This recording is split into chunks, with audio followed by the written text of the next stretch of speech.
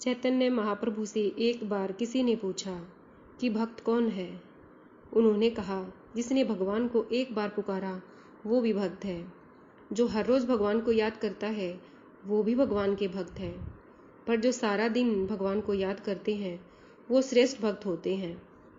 आप सारा दिन बेशक भगवान को याद ना करें, बस 5 मिनट के लिए चाहे सोते समय मन से भगवान का धन्यवाद करें कि तूने जो दिया उसके लिए शुक्रिया। अगला दिन, अगला मौका मिलने का धन्यवाद करें। हम रोज गलती करते हैं और वो परमात्मा रोज हमें माफ कर देता है। सच्चे मन से प्रार्थना करने से हमारे भीतर एक ताकत आ जाती है हर दुख से लड़ने की। एक बार भगवान से नारद ने पूछा, उसे लगा मैं सारे दिन नारायण नारायण करता हूँ, मैं ही भगवान का सबसे बड़ा भक्त होऊंगा। यह सोचकर पूछा कि आपका सबसे बड़ा भक्त कौन है।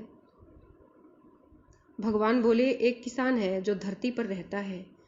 नारद जी गए देखने कि वह ऐसा क्या करता है। उसने देखा वह सुबह उठकर एक माला भगवान की जाप की करता और अपने खेतों के लिए चला जाता काम करने।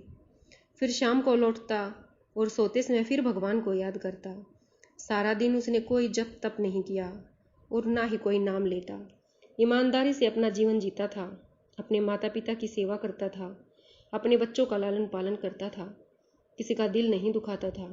नारद को आश्चर्य हुआ कि वो कैसे सबसे बड़ा भक्त हो सकता है। यह सोचकर वह भगवान के पास गया और बोला, वो किसान तो सिर्फ एक माला जपता है, वो कैसे सबसे बड़ा भक्त हो सकता है। भगवान बोले, वो एक क्षण के लिए भी दुनिया का विचार नहीं करता, दुनिया के बारे में बात नहीं करता।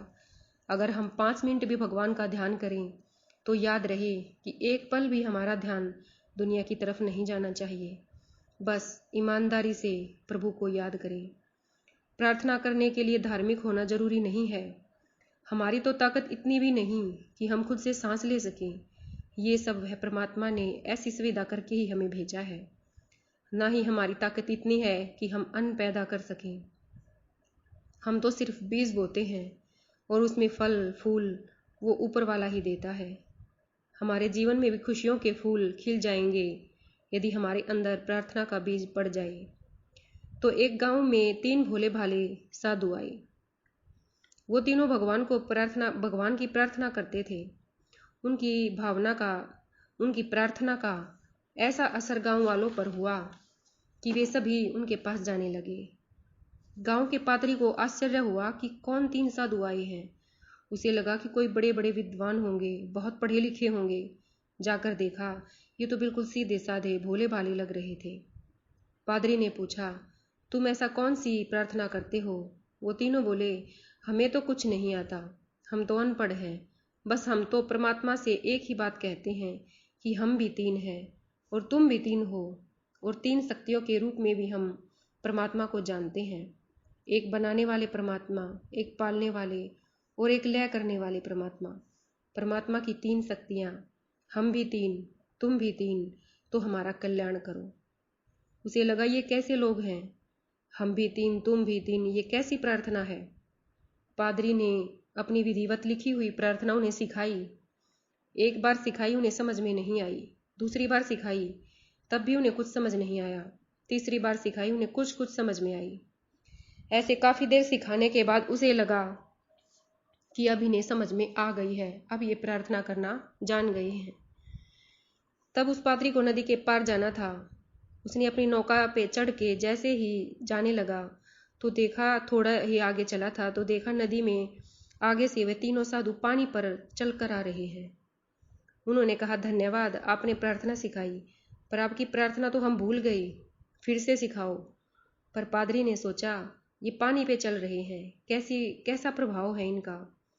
तो उसे एहसास हो गया, मेरे शब्दों में लिखा प्रार्थना से कहीं इनकी सीधी सादी प्रार्थना में असर है। कितनी देर करते हैं, इससे ज़्यादा कैसे करते हैं, इसका असर है। बहुत ज़्यादा चतुराई नहीं चाहिए कि बहुत ज़्यादा हमको पढ़ना लिखना पड़े। सरल हृदय चाहिए। चतुराई चौपट करे, ज्ञानी गोता खाए, और भोले भाले भक्त को तो जल्दी प्रभु मिल जाए।